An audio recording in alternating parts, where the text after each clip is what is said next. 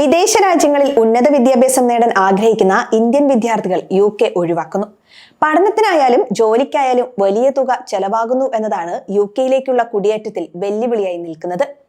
ഏറ്റവും അവസാനമായി പുറത്തുവന്ന UK ഹോം ഓഫീസ് ഡേറ്റ അനുസരിച്ച് കർശനമായ ഇമിഗ്രേഷൻ നിയമങ്ങൾ കാരണം ബ്രിട്ടീഷ് സർവകലാശാലകളിൽ അപേക്ഷിക്കാൻ ഇന്ത്യൻ വിദ്യാർത്ഥികൾക്ക് താല്പര്യക്കുറവുണ്ടെന്ന് വ്യക്തമാക്കുന്നു. ഇന്ത്യൻ വിദ്യാർത്ഥികൾക്ക് UKയിലേക്കുള്ള സ്പോൺസർ ചെയ്ത പഠന വിസകളിൽ 23% കുറവുണ്ടായതായാണ് അധികൃതർ ചൂണ്ടിക്കാണിക്കുന്നത്. 2024 ജൂണിൽ 1,10,6 വിസകൾ അനുവദിച്ചിരുന്നു. മുൻ വർഷങ്ങളിൽ അനുവദിച്ച 1,42,693 വിസയിൽ നിന്ന് 32,687 വിസയുടെ കുറവാണ് രേഖപ്പെടുത്തിയത്. 2019-നും 2023-നും ഇടയിൽ ഉന്നത വിദ്യാഭ്യാസത്തിനായി UKയിലേക്ക് തിരഞ്ഞെടുക്കപ്പെടുന്ന ഇന്ത്യൻ വിദ്യാർത്ഥികളുടെ സ്ഥിരമായ വർധനവിന് ശേഷമാണ് ഇപ്പോൾ ഇടിവ് രേഖപ്പെടുത്തുന്നത്. ഇന്ത്യൻ വിദ്യാർത്ഥികൾക്ക് ഉന്നത വിദ്യാഭ്യാസത്തിനായി UK ഇഷ്ടപ്പെടുന്നുവെന്ന് നേരത്തെയുള്ള കണക്കുകളിൽ നിന്നും വ്യക്തമാകുന്നത്. PG ചെയ്യുന്നതിനായാണ് വിദ്യാർത്ഥികൾ കൂടുതലായും UK തിരഞ്ഞെടുക്കുന്നതെന്നാണ് റിപ്പോർട്ടുകൾ സൂചിപ്പിക്കുന്നത്. ഇപ്പോൾ വിസ ലഭിക്കുന്ന 85% പേരും ബിരുദാനന്തര ബിരുദം സ്വന്തമാക്കുന്നുണ്ട്. ഇന്ത്യൻ വിദ്യാർത്ഥികൾക്ക് മാത്രമല്ല UKയ്ക്ക് നേരെ കണ്ണടയ്ക്കുന്നത്. നൈജീരിയൻ വിദ്യാർത്ഥികളും അനുവദിച്ച വിസകളിൽ 46% കുറവുണ്ടായതായി UK ഫോറം ഓഫീസ് പുറത്തുവിട്ട ഡേറ്റയിൽ വ്യക്തമാണ്. നിലവിലെ കണക്കനുസരിച്ച് UKയിലെ വിദേശ വിദ്യാർത്ഥികളുടെ മൂന്നാമത്തെ വലിയ ഗ്രൂപ്പായി പാകിസ്ഥാൻ മാറിയിട്ടുണ്ട്.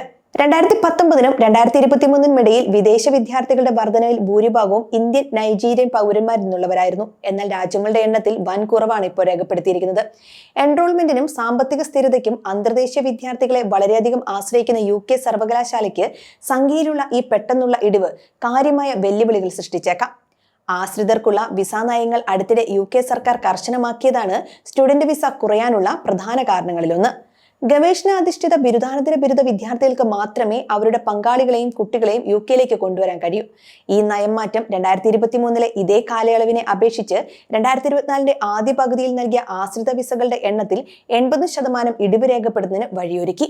വിദ്യാർത്ഥികളുടെ കാര്യമെടുത്താൽ ബിരുദാനന്തര ബിരുദം പഠിക്കുന്നവർക്ക് പങ്കാളിയെ കൊണ്ടുപോകാനുള്ള നിയമം നേരത്തെ ഉണ്ടായിരുന്നു. സ്റ്റുഡന്റ് വിസയിൽ 2022-2023 കാലഘട്ടത്തിൽ 5 ലക്ഷത്തോളം പേരാണ് അവിടെ എത്തിയത്. അങ്ങനെ എത്തിയവരിൽ പകുതിയും ഇന്ത്യക്കാരും ചൈനക്കാരും ഒക്കെയാണ്. ബിരുദാനന്തര ബിരുദ വിദ്യാർത്ഥികൾക്ക് ഒരാഴ്ച 20 മണിക്കൂർ വരെയും ആശ്രിതർക്ക് 60 മണിക്കൂർ വരെയും ജോലി ചെയ്യാൻ സാധിക്കുമായിരുന്നു.